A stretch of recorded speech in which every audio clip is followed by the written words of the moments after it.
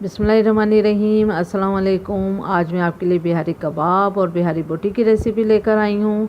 तो अगर आपने मेरा चैनल सब्सक्राइब नहीं करा है तो सब्सक्राइब करें, शेयर करें, लाइक करें। यहाँ मैं मटन का बना रही हूँ। मटन बोटी लिए है मैंने 1 केजी और कबाब का मटन लिया है मैंने हाफ़ केजी। ये देखें, ये पसंदों की तरह कटते हैं। ये चक्को थोड़ा सा वो होते हैं 1/2 इंच के बराबर चौड़े और लंबाई में 4 इंच, लेकिन ये यहाँ पर इन लोगों को पसंदे पता नहीं होते, तो इसी तरह से ये कटिंग करके दे दी इन्होंने बहुत समझाने के बावजूद। तो लिहाजा मुझे बहालत मजबूरी इसी तरह कुक करना होगा।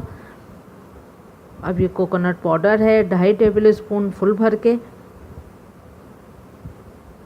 और ये सफ़ेद वाले तिल हैं 2.5 टेबल स्पून फुल भर के।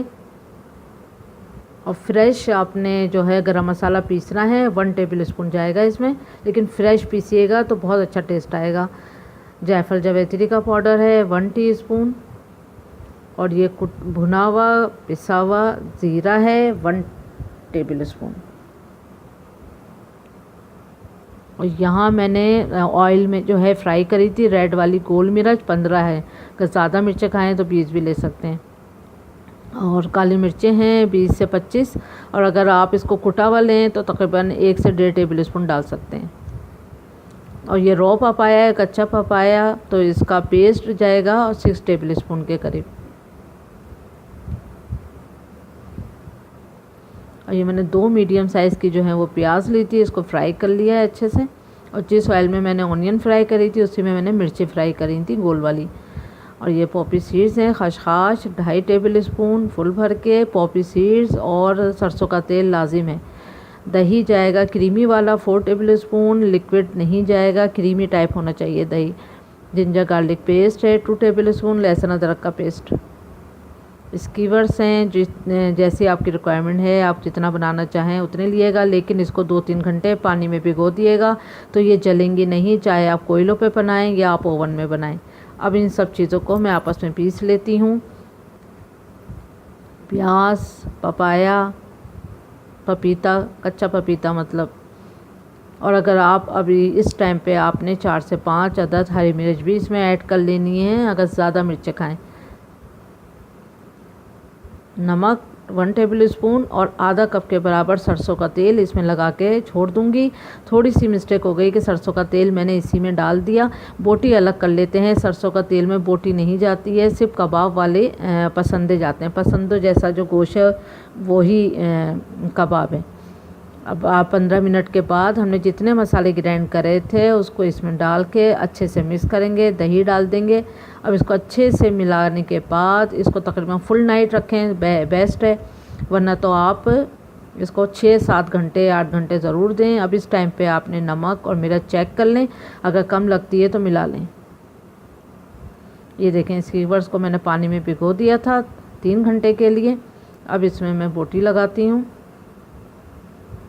यहाँ पर आपने ओवन भी अपना खोल देना है तकरीबन 10 से 15 मिनट पहले 120 सेंटीग्रेड पे।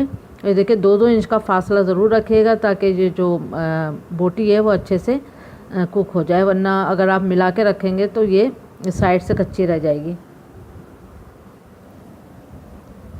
अब ये देखें, ये कबाब की बोटी है तो ये बिल्कुल पसंदों की तरह होती है।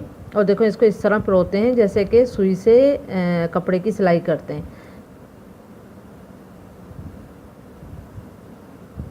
अगर बहुत चौड़ी वाली है तो आपने इसमें 2 लगा लेनी है, 2 स्कीवर से आपने इसको लगाना है। ये देखें इस तरह से, अगर ये चौड़ी है तो। ये देखें इन लोगों ने मुझे थोड़ा सा तिकोन टाइप काट के दिया है, तो खैर कटी भी कैसी भी हो जायका होना चाहिए और मसाले में टेस्ट।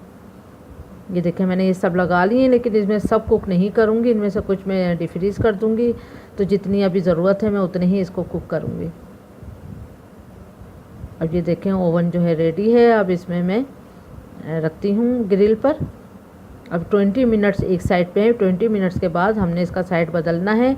अब इसका ग्रिल जो है वो सबसे नीचे वाली मैंने साइड पे इसको रखा है ताकि स्लो पे पकेगा, ताकि अच्छे से अंदर तक कुक हो जाए। वरना अगर आप बहुत ज़्यादा इसको करीबी रखेंगे आँच से तो इसने बहुत जल्दी ही ऊपर से रंग बदल देना है और अंदर से कच्ची रह जाना है।